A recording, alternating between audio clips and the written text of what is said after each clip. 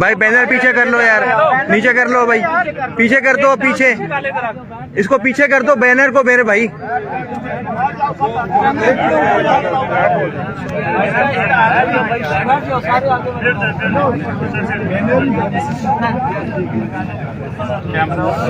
नीचे कर यार।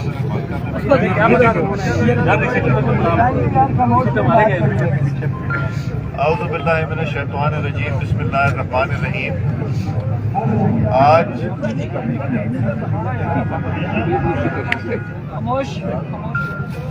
जो फेडरल सेक्रेटेरिएट के दोस्तों ने जो एहतजाज किया था, उस सिलसिले में इनसे एक मुलाकात हुई और DIG साहब और डिप्टी कमिश्नर साहब इनको मुझे बल्कि इनके पास लेके आए और फिर मैंने इनको दावत दी कि बैठ के मुझे ज़रा अपना इशू है वो समझाइए। इन्होंने मुझे अपना इशू समझाया। इन्होंने एक फेडरल गवर्नमेंट एम्प्लॉइज़ का इशू समझाया और एक सूबे के जो दोस्त आए हुए हैं चारों सूबों से, उनका मसला समझाया। सूबों का मैंने इनको यही तजवीज़ दी कि सूबे के मामले में फेडरल गवर्नमेंट रेकमेंड कर सकती है, डायरेक्ट नहीं कर सकती।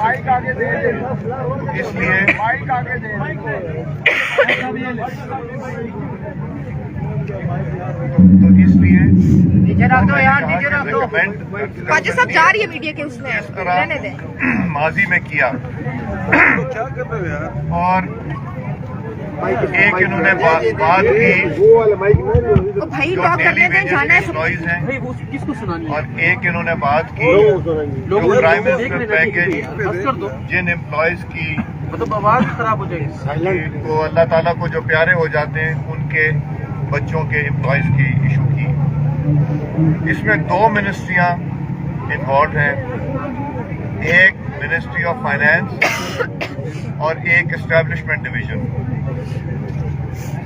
आप सब जानते हैं कि इसहाक डार साहब अभी चंद हफ्ते पहले आए हैं और आते ही जो पिछले हुकूमत की कंडीशंस थी, जो IMF के साथ इन्होंने वादे वईद किए हुए थे, उनको सुलझाने में लगे रहे और फिर वॉशिंगटन उनको जाना पड़ा। वॉशिंगटन में जाके उनको IMF वर्ल्ड बैंक से मुलाकातें करके उनको समझाना पड़ा और मजबूरन जो PTI की हुकूमत ने 2019 में IMF से एग्रीमेंट किया था, उसको ना करते हुए भी मजबूरन इम्प्लीमेंट करने का अयादा किया, जिसकी वजह से फिर Asian development bank, world bank और बाकियों ने भी पाकिस्तान को पैसे देने की बात की। बदकिस्मती से जब आप लोगों ने ये इशू टेकअप किया तो जुलाई से फ्लड का सिलसिला शुरू हो गया और अफसोस से कहना पड़ता है कि पाकिस्तान को $34.5 अरब का नुकसान हो गया।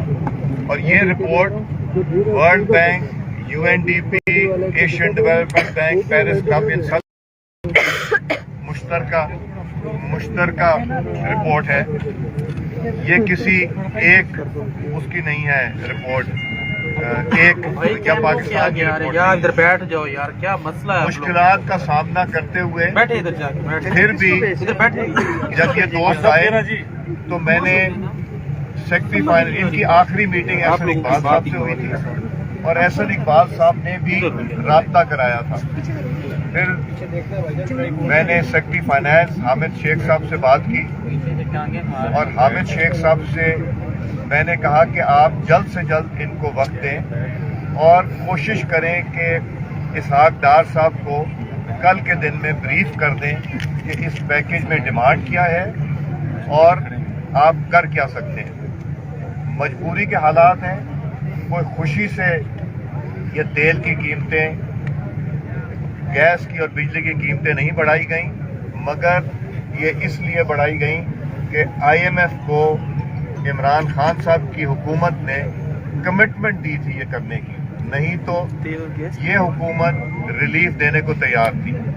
اب حالات بھی مشکل ہیں, پیسے کی بھی کمی ہے, مگر حکومت پاکستان نے نا امیدی کا اظہار نہیں کیا, اور شیخ صاحب نے کہا, سیکرٹری فائنانس نے, کہ اس پہ کافی کام ہو چکا ہے, اور انشاءاللہ ان سے باجوہ صاحب کی ٹیم سے اور باقی دوستوں کا ایک ڈیلیگیشن ان کو جمعرات کو 1:30 بجے دوپہر کو ملے گا, اور وہاں اسٹیبلشمنٹ, فائنانس اور جو اس سے ریلیٹڈ ہیں وہ وہاں دوست بیٹھیں گے. اسٹیبلشمنٹ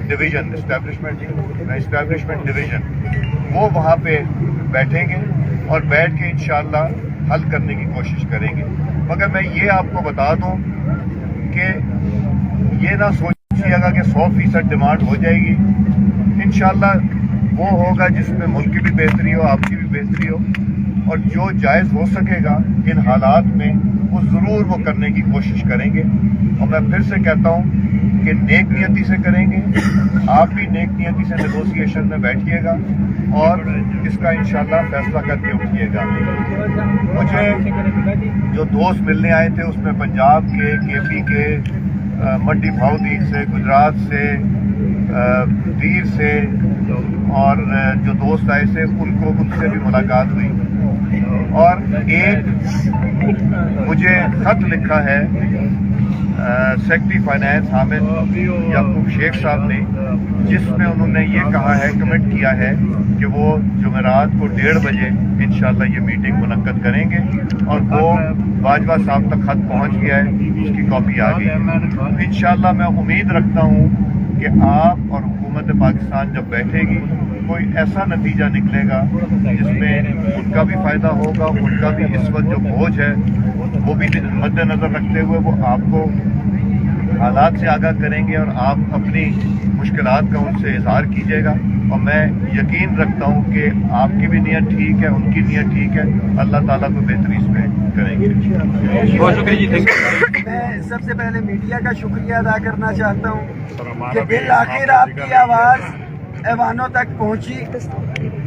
آپ لوگوں کی ڈیمانڈ کر رہے تھے, ایک منٹ بھائی جان, آپ لوگوں کی, آپ نے ہماری آواز, بھیا میں بات کروں گا تو پھر آپ کی آتے ان میں کھڑا کہ آپ نے ہماری آواز وہاں تک پہنچائی, اور ایاز صادق صاحب ادھر موجود ہیں.